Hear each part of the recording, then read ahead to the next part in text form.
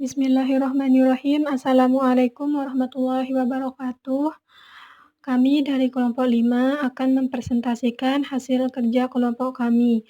Sebelumnya, perkenalkan, saya Dina Fitriani sebagai moderator sekaligus pemateri pertama dan Hasnil Hari sebagai pemateri kedua.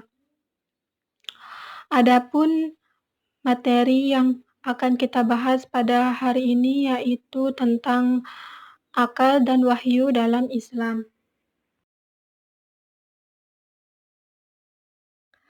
Pengertian akal dan wahyu. Menurut bahasa Arab, arti akal mula-mula mengikat atau menahan dan membedakan. Perkataan akal dalam bahasa asalnya mengandung pengertian di antaranya mengikat dan menahan. Ia juga mengandung arti mengerti, memahami, dan berpikir. Para ahli filsafat dan ilmu kalam mengartikan akal sebagai daya atau kekuatan tenaga untuk memperoleh pengetahuan, daya yang membuat seseorang dapat membedakan antara dirinya dengan orang lain, daya untuk mengabstrakkan benda yang ditangkap oleh panca indera.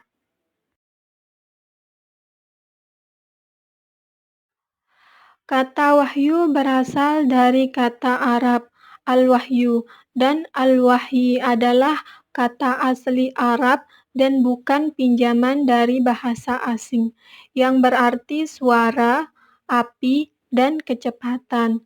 Dan ketika al-wahyu berbentuk masdar memiliki dua arti, yaitu tersembunyi dan cepat.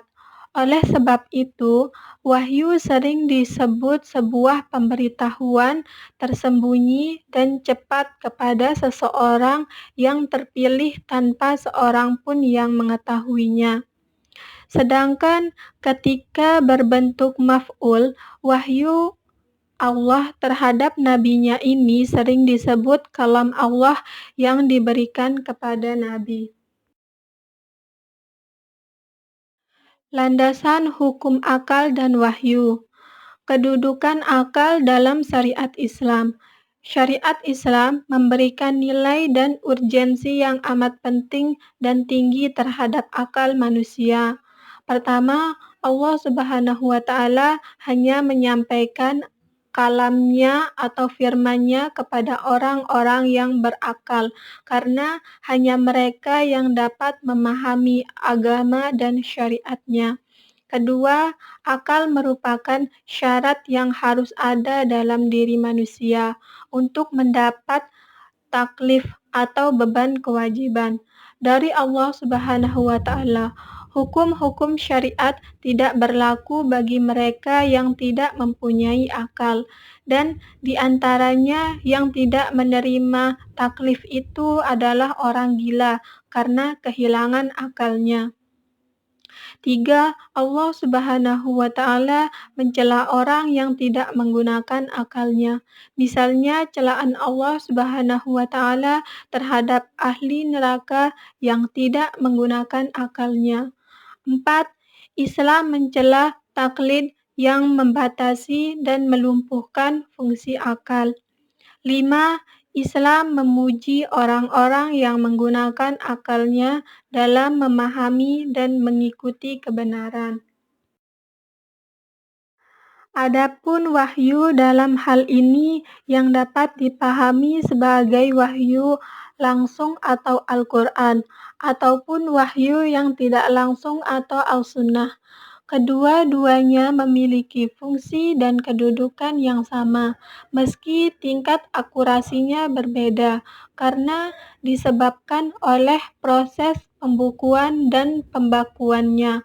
Oleh karena itu, fungsi dan kedudukan wahyu dalam memahami Islam adalah: 1.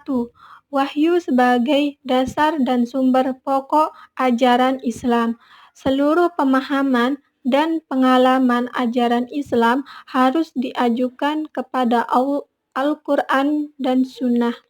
2. Wahyu sebagai landasan etika, karena wahyu itu akan difungsikan bila akal difungsikan untuk memahami, maka akal sebagai alat untuk memahami Islam atau wahyu harus dibimbing oleh wahyu itu sendiri agar hasil pemahamannya benar dan pengalamannya pun menjadi benar. Akal tidak boleh menyimpang dari prinsip etika yang diajarkan oleh wahyu.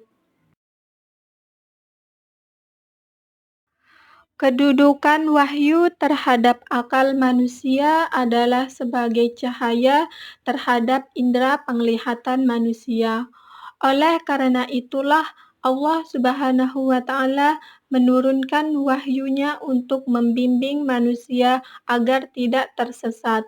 Meletakkan akal dan wahyu secara fungsional akan lebih tepat dibandingkan struktural, karena bagaimanapun juga akal memiliki fungsi sebagai alat untuk memahami wahyu, dan wahyu untuk dapat dijadikan petunjuk dan pedoman kehidupan manusia harus melibatkan akal untuk memahami dan menjabarkan secara praktis.